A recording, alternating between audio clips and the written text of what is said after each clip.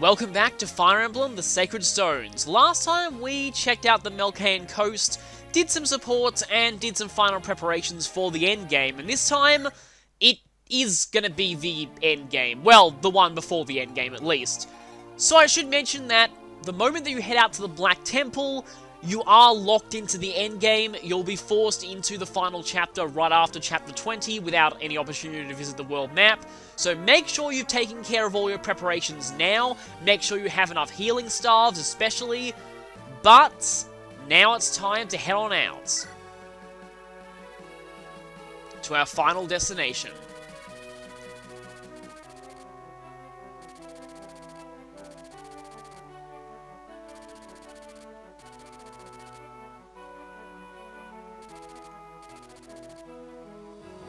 This is pretty much completely identical to Erica's route, except with the name Erica replaced with Ephraim.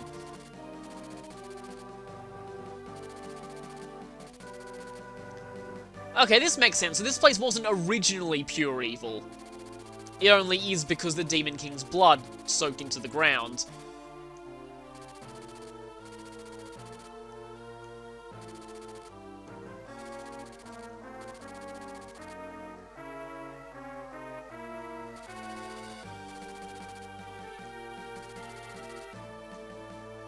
So, as you can tell, there are going to be a lot of monsters here. But the opening of this chapter is going to introduce us to something quite interesting.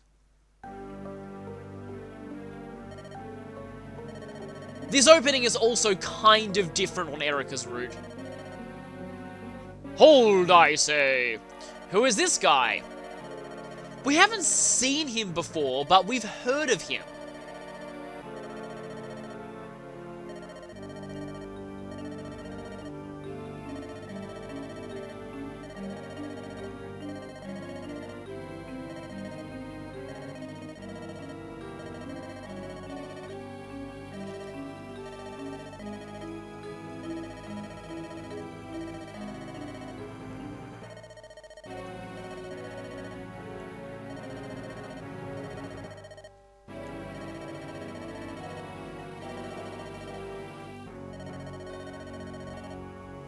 Yeah, you keep telling yourself that.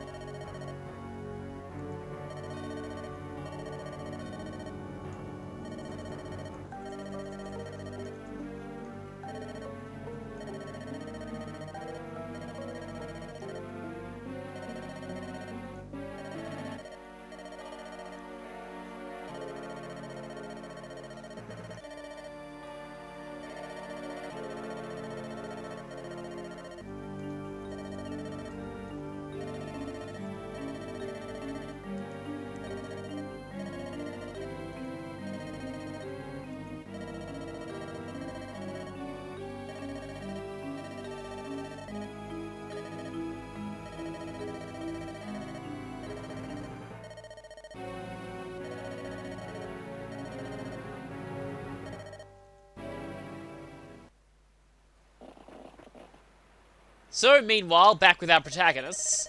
We also get a unique background here, which is pretty cool.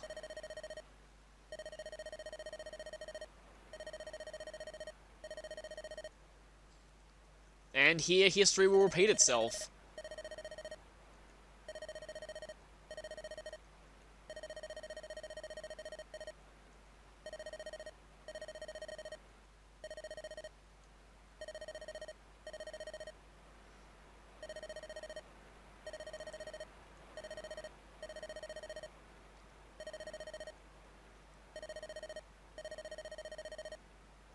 Oh, right, yeah, that guy who we just saw confronting the Demon King possessed Leon directly.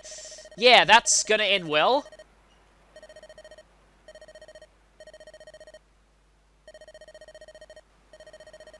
Okay, so Morva isn't her blood father.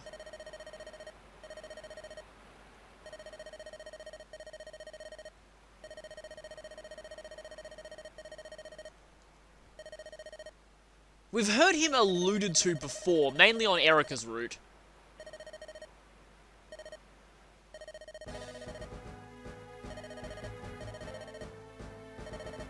And he does mean a horde of them. They're a really, really huge number here. Mir is sensing something not right here.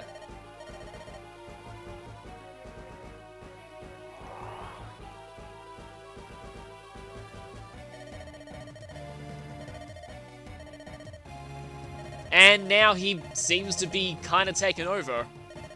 Yeah, Ephraim Rudlion I do find kind of interesting. Well, I slipped and called him his wrong name, but anyway. Ephraim's route Leon, I still kind of prefer him to Erica's route.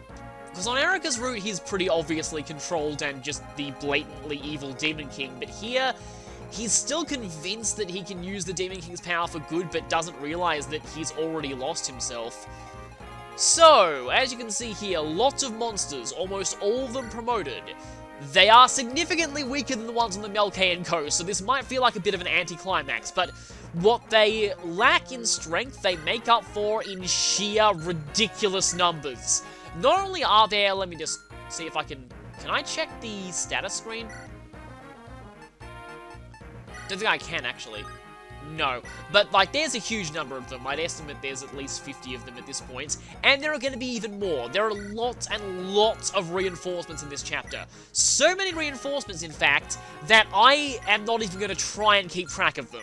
I know they trigger when you cross certain points in the map, but like I said, they also come out of these caves, but they go on for such a long time. It takes about 18 turns for them to fully stop, so they last for almost the entirety of this map. I'm probably going to end this before the reinforcements all come. They're also stone gorgons, so watch out for those. Thankfully, there are a lot of forests to weather their attacks. What you do need to watch out for, though, is these archmoguls with shadow shot. There are quite a few of them positioned around the map, and they can do a lot of damage to you, and if you're not careful, they'll pick off people who have been weakened by the other monsters, or weaken people to the point where they can be picked off by the other monsters. Either way, you want these things gone quickly, so I'm going to be sending Cormac and Tana down this part of the map. The plan with them is going to be to fly down here and sweep from here to here, killing these shadow shot moguls and also that stone gorgon down there. With the Philly shield, I don't need to fear arrows, so that's good. Although, admittedly, I could give that to Mir and have her be pretty much invincible. Speaking of which, we have a whopping 18 deployment slots for this chapter. However, this is kind of... it's a bit annoying. They kind of give you the illusion of being able to use everyone you want here, when in reality, that's not really true. Basically, while you have 18 deployment slots now, you won't for the final chapter. In fact, it'll be cut down massively, so you still only want to focus on a fairly small number of characters.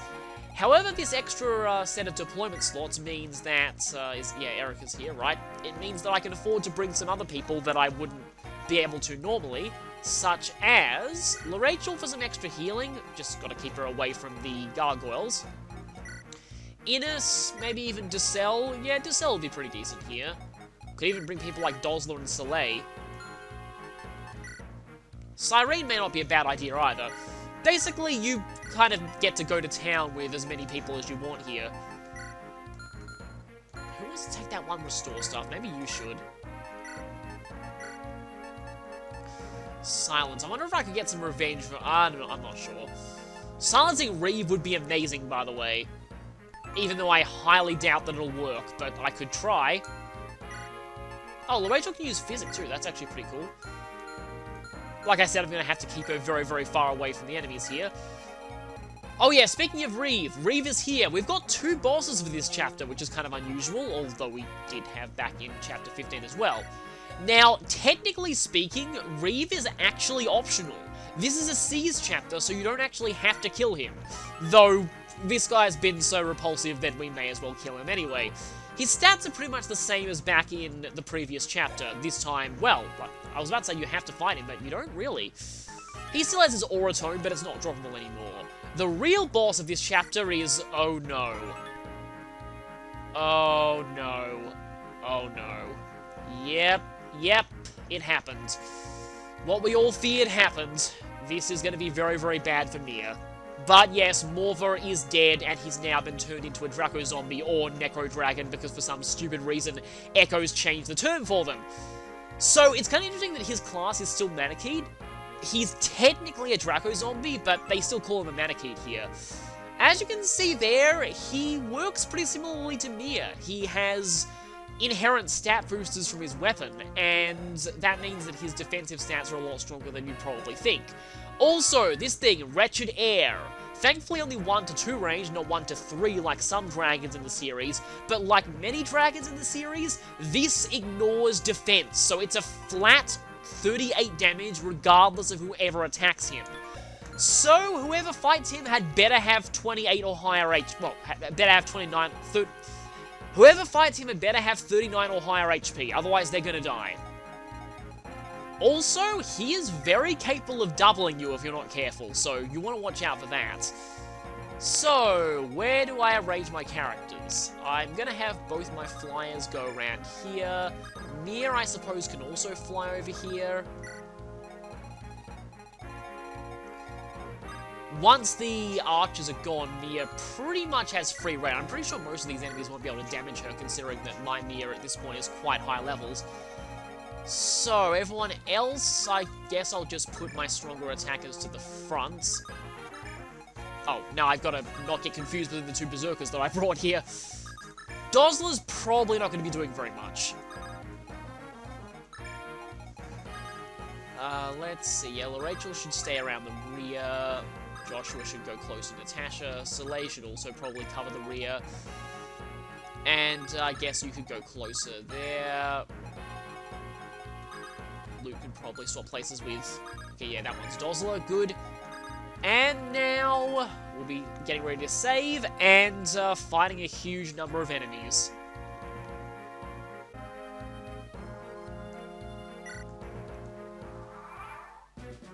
Okay, let's begin. This very, very long haul. As you can see, lots of enemies here. There are also some droppable weapons. One of these Malduins here, I believe, yeah, you. So one of them has a Sword Slayer. Watch out for that, because your Sword Masters are going to take a very, very big hit from that thing. So one thing that I do need to point out, this wouldn't really be complete without me mentioning it, is the fact that there is a strategy that lets you really cheese this chapter if you have a Berserk Staff, but the only way to get... oh, I have animations turned off. The only way to get a Berserk Staff, though, is to make one of the enemies that have a Berserk Staff. So, like, there's an enemy in Erica chapter... Lance Reaver, that's kind of annoying. There's an enemy in Erica chapter 14, or Ephraim chapter 15, who has a droppable Men's Staff and a Berserk Staff. You have to force them to use all 20 uses of their Men's Staff in order to obtain the Berserk Staff. So, it's kind of a lot of effort you have to go to, but if you do have a Berserk Staff, you can do some silly things here by berserking Reeve and having him attack the enemies, because being a bishop, he does have the Slayer skill, so he will be effective against the enemies here, including Zombie Morva, which is pretty amusing, I guess, but I don't know, it's a lot of effort to actually get the Berserk Staff, so I'm not really going to be doing much of that.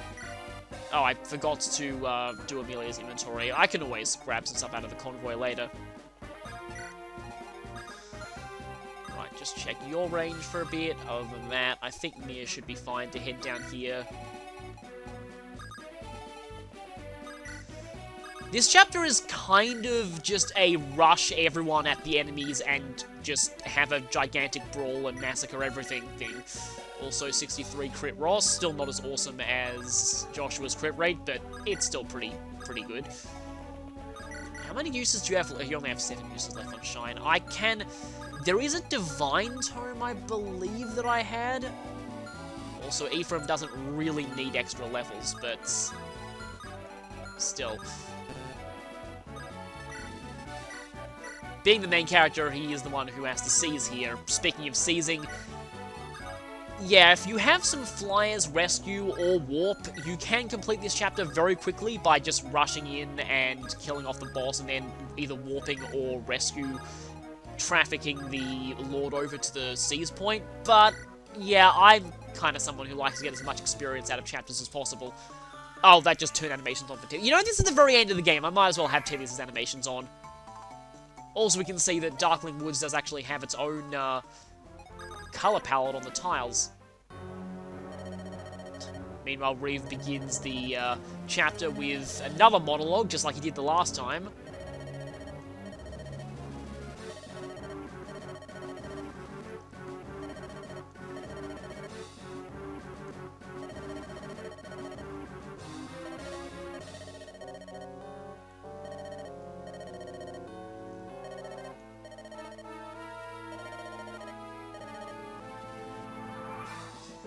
So yes, more bog standard evil monologuing, basically. I would like you to miss there good. Though speaking of which, I still like the Wyvern Rider dodge animation better than the Wyvern Lord one. Just the way they actually just fully swing back. The Wyvern Knight keeps that dodge animation, which is pretty good at least. Of course, the Wyvern Lord attacking animation is a lot flashier. But going back to that speech, the way Reeve says we'll drown them in the mud reminds me of the swamp chapters from Gaiden. Which I'm kind of surprised that with how much inspiration this game took from Gaiden that it doesn't use the damaging swamp terrain.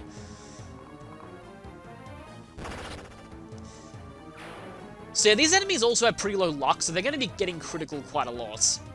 Like I said, this is mostly just a weight of numbers chapter. The enemies aren't particularly strong, even the promoted monsters, but they make up for it by overwhelming you with sheer numbers of reinforcements. You'll be seeing that later. May even need to speed up later on or even turn off battle animations because there are just so many enemies in this chapter. Okay, so we've got the Maldwins coming for us now. Some of them at least. That Gorgon is still there. It is always worrying when there's a Gorgon in the middle of a large number of enemies because getting petrified is usually a death sentence if a number of other enemies can attack you. Speaking of death, okay, good, that missed. But yeah, Shadow Shot is ridiculously strong against people with low resistance. And there's our first batch of reinforcements, these Death Goyles that are going to be coming out of here. We'll be seeing a lot of them. They just love to continuously spawn around here. Now, I need to... Okay, I can get to that thing with anyone at this point, but let's go ahead and send Cormag that way, because he probably stands the biggest chance of potentially killing off the Death Goyles that are spawning. Oh, no critical. But yeah, these Archmoguls, if you get to them in close range, they usually die in one hit. It's long range where you need to watch out for them because of, like I said, that Shadow Shot. I'm pretty sure they remain stationary nearly all the time, though. Now, I don't think Tana will be able to one-round this thing, so I'm going to go ahead and use Mia against it. Mia might be getting to the point where she's not getting an instant level up from these enemies. Although, actually, she's still getting a lot of experience. I get why they gave her such a fast level up rate, in that the Dragon Zone has limited uses, so obviously you want to make sure that the player can get her to a max level before it breaks. I love seeing really tiny numbers like that on the enemy's hit rates. And another Antitoxin just after I sold one. Like I said, I like to keep those around sometimes because of just in case somebody gets poisoned and I really need it. Okay, these ones are just steel axes. Somebody needs to kill off that thing. So Ephraim now has 9 movement. That's still not nearly enough to reach that Gorgon. But if I've got somebody who has a decent evade rate... Wait, you have 84 avoid, and that's without any supports at all? That's kind of impressive. I didn't realize that. Guess I've got kind of lucky with her luck stat. No pun intended. Yeah, that's more avoid than Joshua. That probably is because of her really high... Although, you do have weapon triangle advantage. Yeah, you only have 40... Oh, that's because Nosferatu.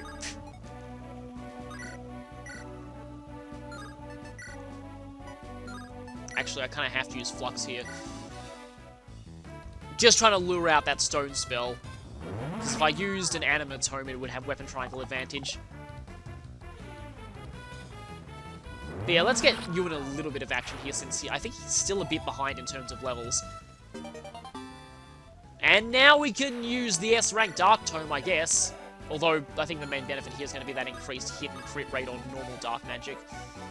Okay, if I send a ranged attacker here, I'll be able to take out that thing.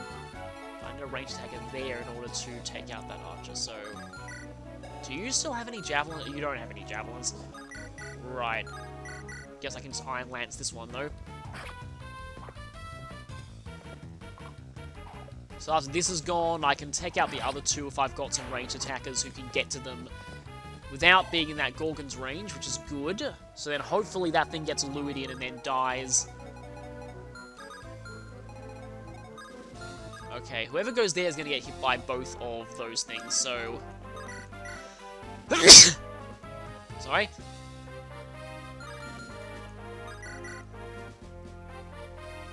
Oh, I'm just going to attack like this. And that's one of them gone.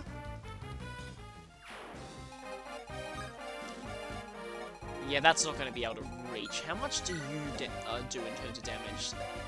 I actually do have some kind of high stats. 26 against Loot's defense of 9. Yeah, no, she will die if she gets hit by both of them, so I'm not going to do that.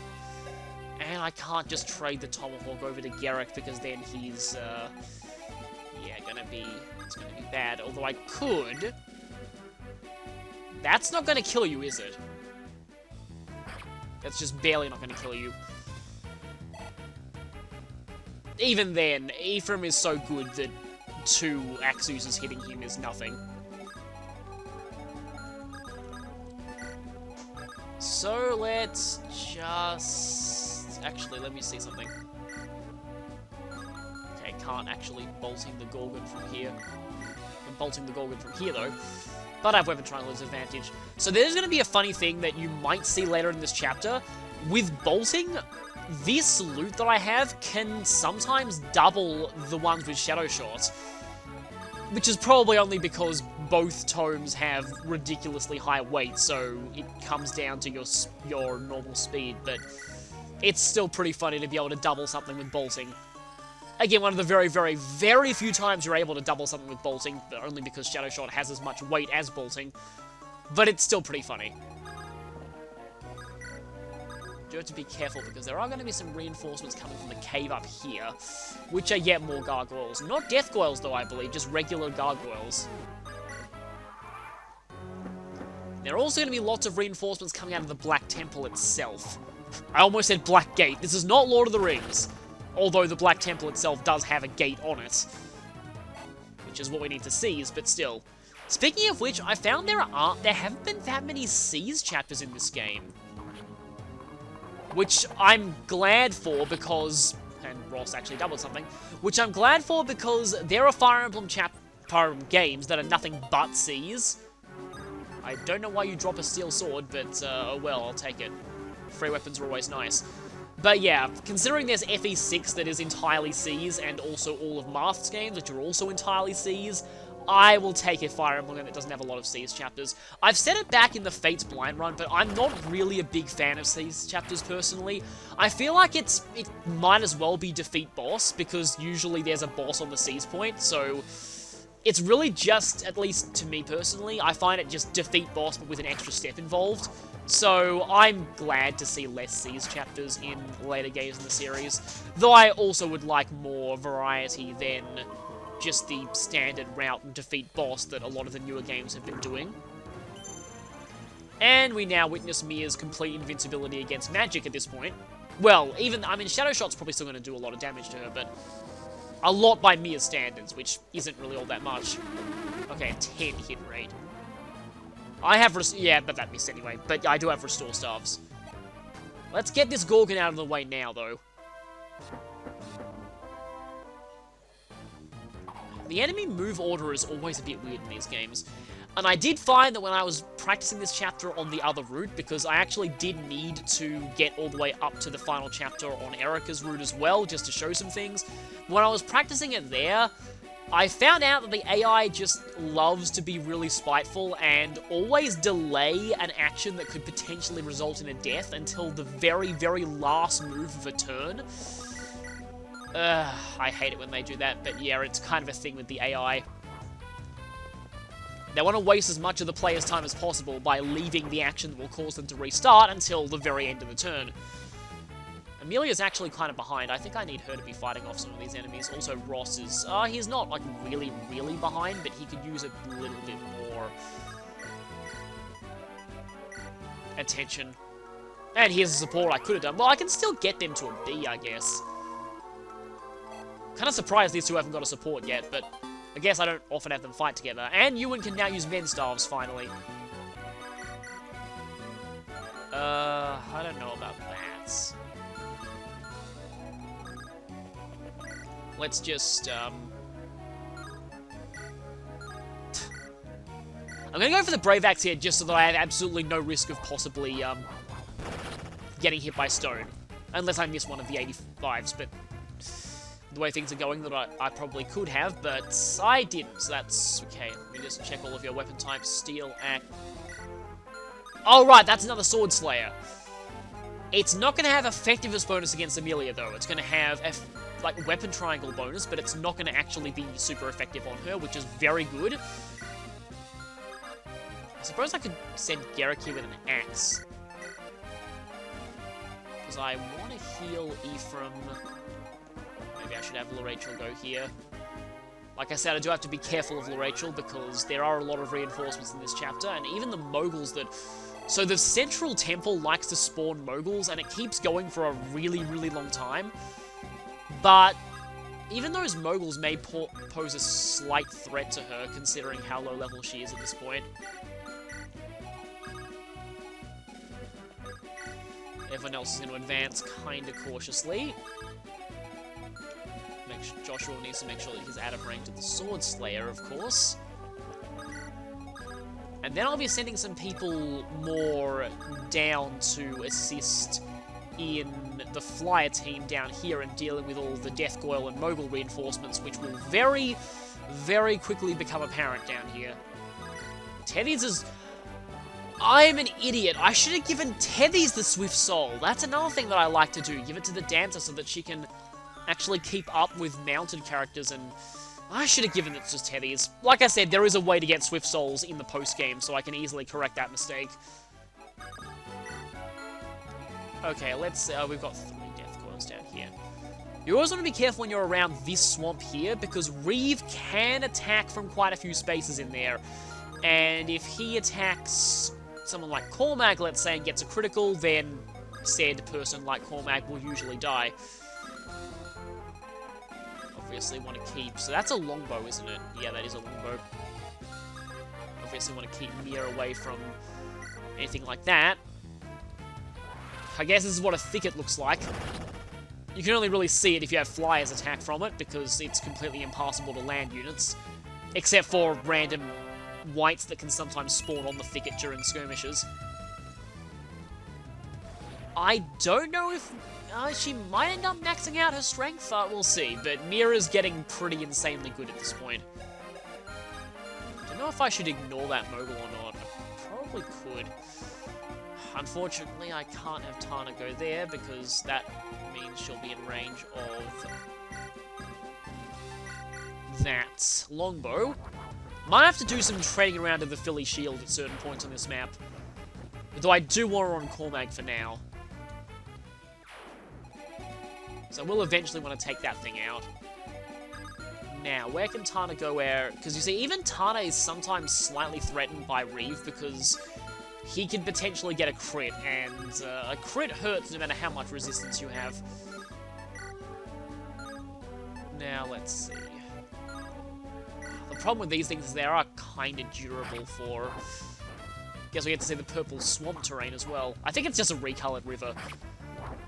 But yeah, these death girls are kind of durable to people like Tana. Of course, on my Erica's route, Tana was a Falcon Knight with camp strength at this point. So yeah, Tana's strength can kind of go either way. She hasn't been getting very lucky with it in this particular one. But when she does get a lot of strength, she does become pretty amazing. Like I said, when she does get a lot of strength... Yeah, that's just a steel axe. And that's not gonna be... Okay, it is now. Kind of surprised that Garrick didn't two-shot there. Garrick hasn't really been the best in terms of his level ups in this playthrough either, but he's doing alright. I forgot that it still has effectiveness bonus against sword users regardless of what weapon they have equipped. Though it was admittedly a little bit unlucky that he got hit by a 45 under true hit, but still. Forgot about that, but yeah, that is very painful. If he'd been hit by more of those earlier in this turn, and of course he leaves it on 1 HP.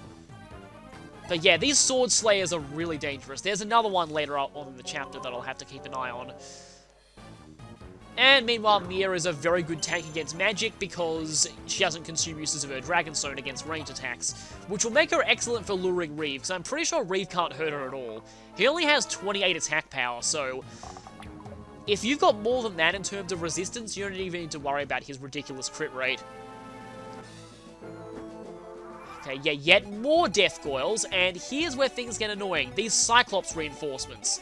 Look at how much HP they have, and they also have a ton of defense. Sometimes I end up having to break out the legendary weapons against these things just for how incredibly powerful they are defensively.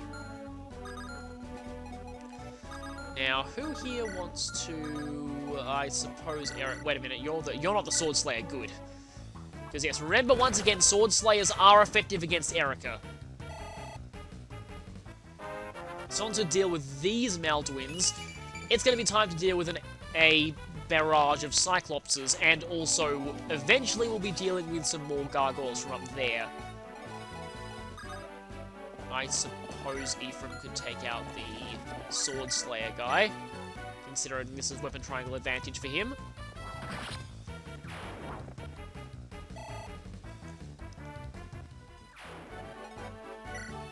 And then this one.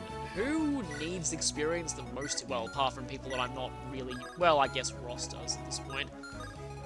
May need to rely on Ross's crit rate as well against those... Well, they're effectively Berserkers, but Berserkers with really, really, really high defense, and thankfully no crit bonus. Though I do like to send Ross down here. I'll have to think about who I send down to the lower parts. That requires a critical, so I guess I'll just go for this. And I got a crit anyway. I guess the enemies spawning down there are mostly Lance users, and for some reason we get a vulnerary drop. So Ross is probably one of the most effective down there. I need to heal Garrick right now. Garrick with his Silver Blade is going to be pretty effective against those Cyclopses, though. It's pretty much the main reason I even brought the Silver Blade here. Because those Cyclopses are just huge walls of HP and defense. Though a Slayer Bishop can make quick work of them too.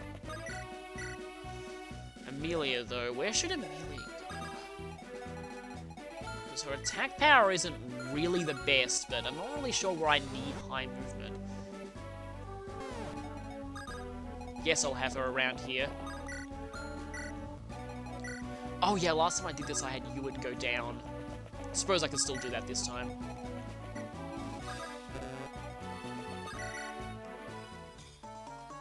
And hey, this is the dance that Teddy's promised Ewan. Or Ewan made her promise him.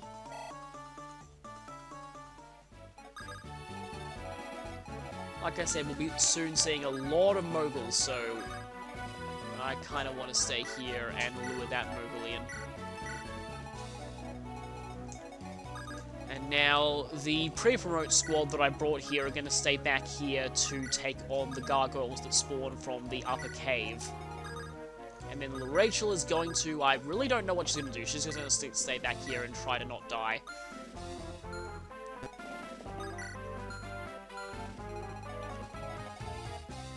Okay, no one here is... I mean, I think you've taken a couple of damage, but...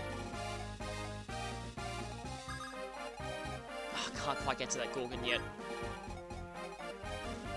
And yeah, that Gorgon is going to potentially... Yeah, I probably need to stay back here, and... So I would do that, but I don't want to get hit by stone.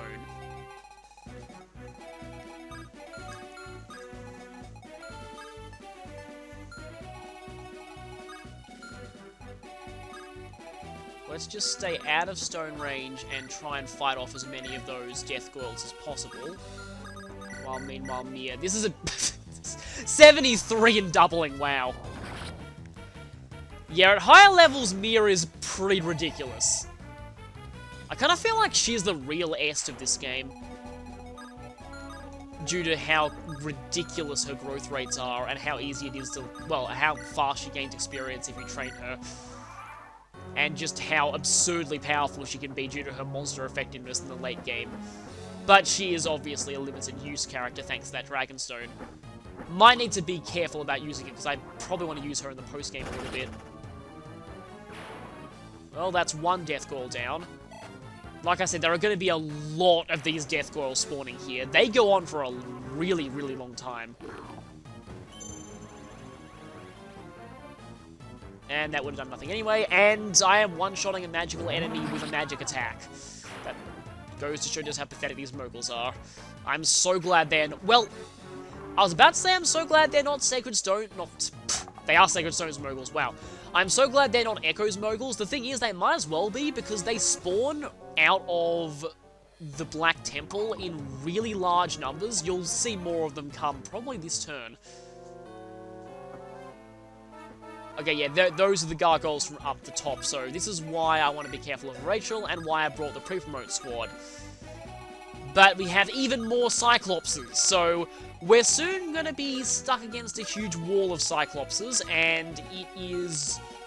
I was about to say pretty terrifying. It's not really terrifying, it's more just really, really tedious. Cyclops is also... Oh, they have 5 movement. I mean, for a promoted unit, that's pretty bad, but for... by normal standards, that's actually not terrible. See, I think even the Killing Edge is not going to do very much to them at all. I'm going to actually just switch to the Silver Blade. As I've said before, sometimes I've needed to break out Sacred Twins on those Cyclopses, because they're just that resilient.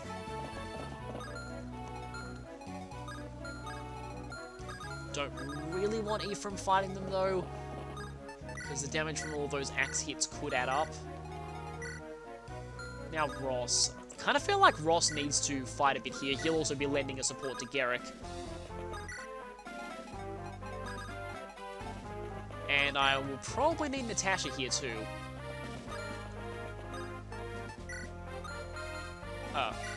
Why can you still...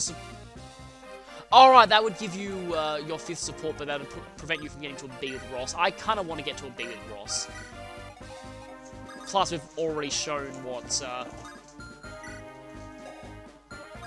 Just thinking for a second that I could have Erica go down there, and then I just realized most of the enemies down there are Lance users, so that's probably not a good idea. So Innes will hang back here. It'd be kind of funny if he got a support with Rachel, though, because his supports with Rachel are really, really silly. A lot of people describe it as... You don't have any weapons, do you? No. A lot of people describe it as them engaging in a tsundere off to see who can out-tsundere each other.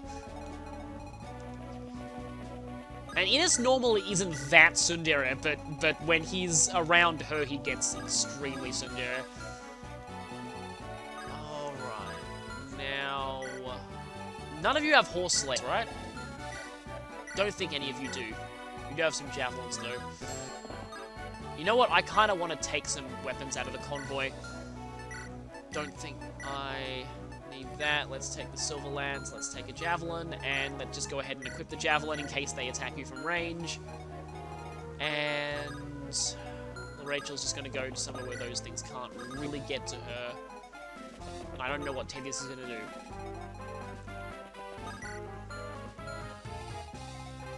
Meanwhile, more Death Goyles down here. Okay, yeah, he can attack that space.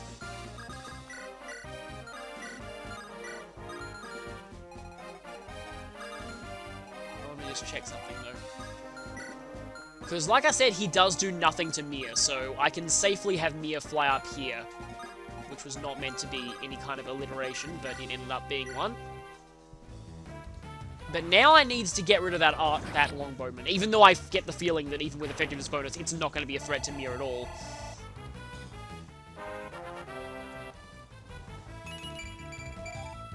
Oh, she could cap her strength. She's now getting to the point where her speed is decent as well.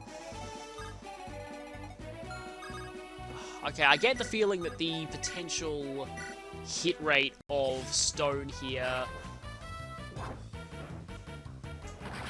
Okay, good. No pierce glitch there. Although, apparently the minimum damage you need to do for a physical pierce to activate the glitch is enormous, so... I still don't fully understand how the glitch works, but... I have been told that it's basically... activate it against an enemy that can't counterattack, double attack and fail to kill the enemy, which usually means it requires Brave Axes to work against... close range, Brave Lances, I mean. And there's one Killer Lance down. Thankfully, I have lots of spares. And now, Attack of the Cyclopses.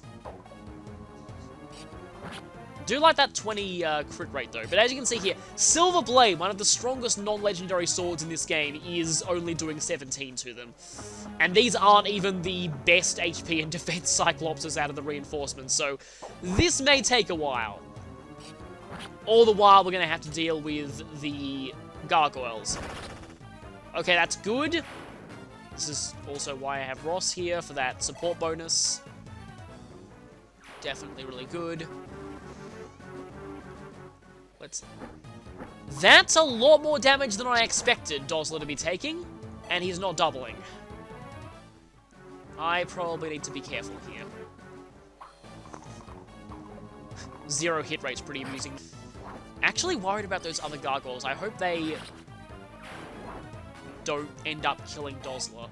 Kind of overestimated how good he is at this point.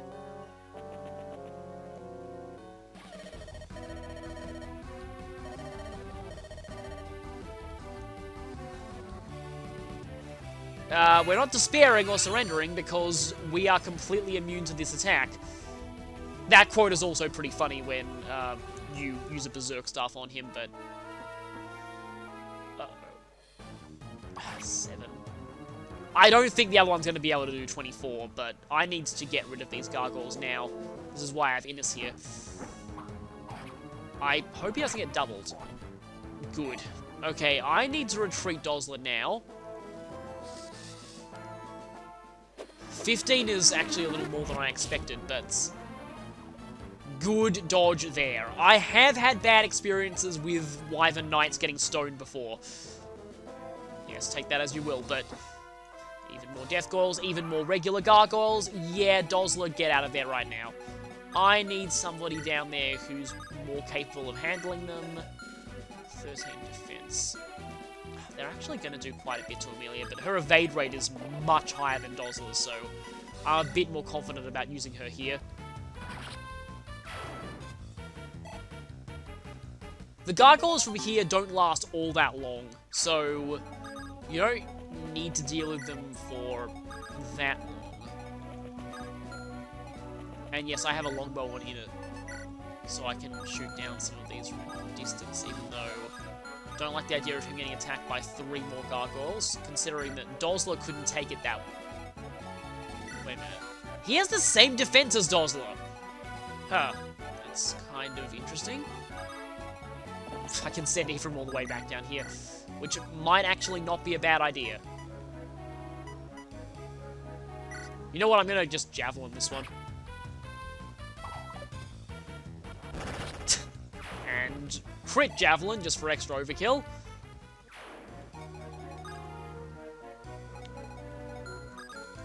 Let me just check something.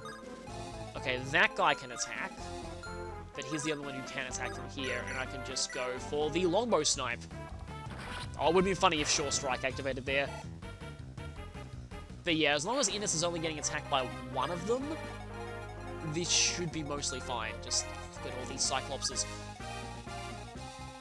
Do have to watch out for this thing, though.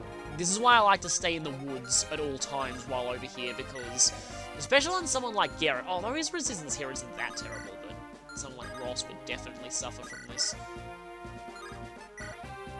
I don't like the lack of you doubling. But let's go for good. That's another ridiculous wall of HP down. Many, many more to go. Fortunately, the Cyclops reinforcements do stop eventually, and Ross is now suddenly deciding to gain speed, which is very good. Okay, doing 10 is not bad, but... So yeah, even this, like, look, this is going to be doing 18 on a crit. That's definitely not worth it.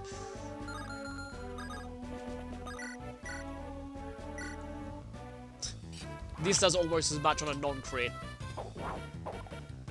And at least these Cyclopses are having absolutely no chance of hitting Garrick here.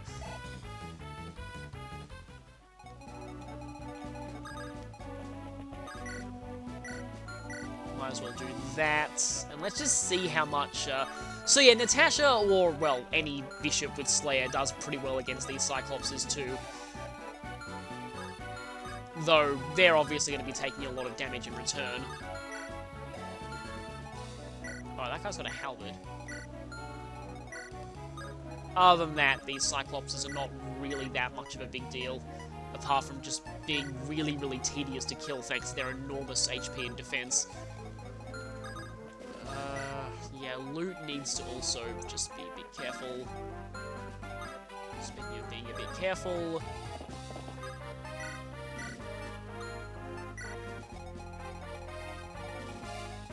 Wait a minute.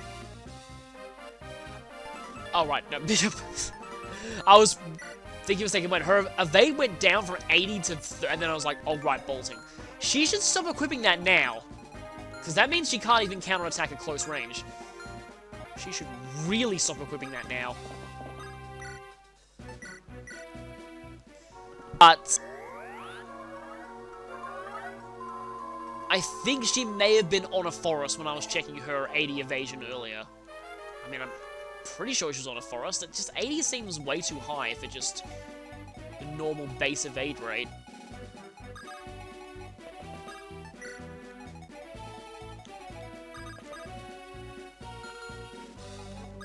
I guess you could try and heal him for a little bit.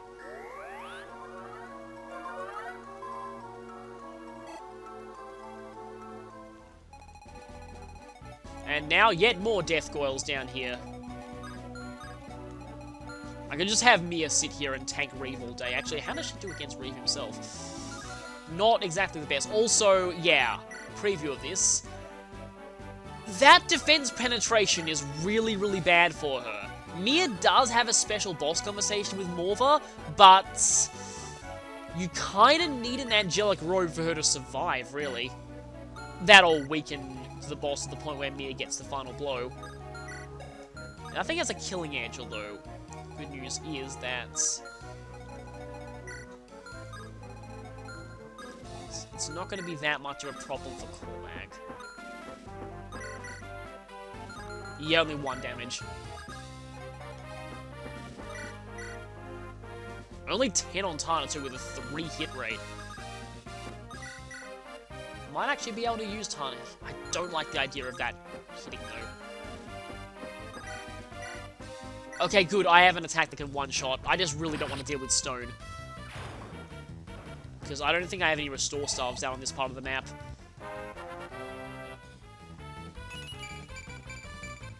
I think that's max speed, too. Of course, his speed can get a lot higher if you make him a Wyvern Knight.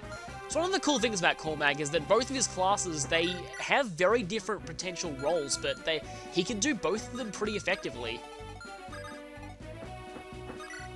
I think I'm kind of safe here. It would be nice if these two started getting some supports as well, because Flyers not getting terrain bonuses, sometimes they really like having supports. And other Flyers are usually some of the only people who can keep up pace with them enough to really benefit from supporting them.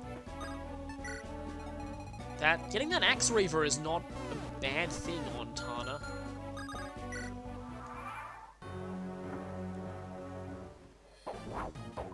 So, yeah, absolutely no... I love just dodging that enormous axe with just casually tilting your head sideways, but... more 0 hit rates. Like I said, these things aren't particularly dangerous, they're just really, really tedious. They kind of just wall off this part of the chapter for ages. And there are some kind of dangerous things beyond them, like that Shadow Shot Mogul and a stone Gorgon, and also a Malduin with a Sword Slayer, which now I fortunately have realized that I shouldn't have Garrick go near a Sword Slayer, even if he has an axe equipped. Yeah, of course, its effectiveness bonus is totally based on class. It's like you can't somehow make a Flyer not weak to arrows by equipping a different weapon. Why should it be the same for this? Can be hard to remember just all the classes that the Sword Slayer is effective against, though. I think it's Thieves as well. I know it works on Assassins, because they did a really cruel trick with that in Hector Hard mode of FE7. Or even just normal hard mode. I know there's something with the Sword Slayer down when Jafar spawns in that chapter. But I mean, considering that I never knew that Hector Hard mode Living Legend had Fog of War, you can tell that I have not played Hector Hard mode very much. I think I did it a little bit when I first unlocked it back when I was younger, and then I kind of gave up after a few chapters. I found Eliwood Hard mode way too easy, though. I may consider...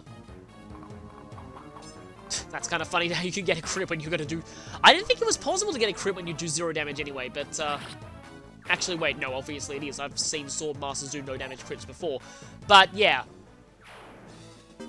Anyway, I originally wasn't considering doing a playthrough of FE7 because I thought that it was a little bit overdone, but now it isn't really, and I may do it someday. I would probably be doing Hector Normal. That's my favorite difficulty mode, plus it has a lot of exclusive chapters that aren't in Eliwood mode, and also has a lot of exclusive conversations.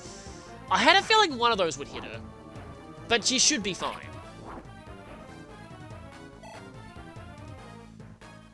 It'll also be a good opportunity for, like... It's funny, I have always A-supported Hector and Lyn, but I've never actually done their unique A-support conversation anymore. Well, ever, is what I meant. I've never actually done that before. It's kind of weird, but despite me always A-supporting them, I never would have thought that it would be in the shopping side quest of all places. Of course, people who haven't played FE7 probably have no idea what I'm talking about. I also didn't realize until I read the FE7 scripts that... Okay, please miss. That's a lot more damage than I thought you'd be doing. But yeah, I didn't realize that there's a really big chain of conversations that can happen in the final chapter of that game that also require Hector and Lyn to have an A-support, which, again, I've also never done, so a good excuse to show that. One thing that I really don't look forward to, though, I would have to get Chapter 18 or 19 XX, otherwise known as Beating the Magic Seal, and that is almost entirely luck. Anyway, so no more Gargoyle reinforcements from here at this point, and no more Cyclops reinforcements from here, but we do have Death Goyle reinforcements from up here now. And also, we still have tons of Cyclopses to take down. So, we're definitely not... If I don't want to make an unintentional pun by saying we aren't out of the woods yet, but it is true, we are not out of the woods yet.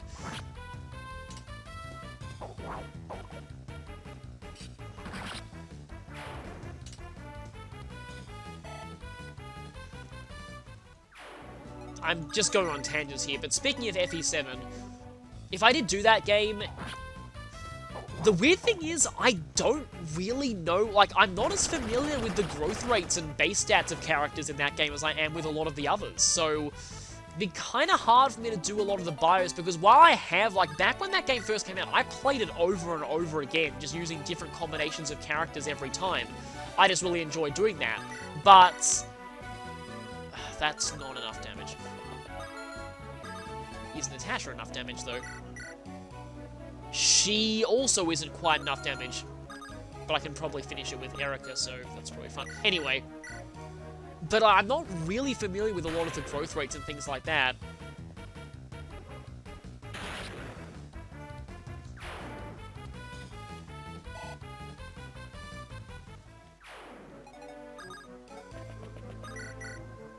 And obviously my judgments on certain characters would be very different to a lot of the hardcore players in the community, because exactly 1 damage off. That's annoying. Because I never really touch Hector hard mode. I don't really enjoy it much personally, and almost all of the fandom's assessments of characters are based entirely around Hector hard mode. I mean, I know I personally don't care for Marcus all that much, even though a lot of people nowadays say he's really good, but yeah, I kind of have always preferred Kent Insane.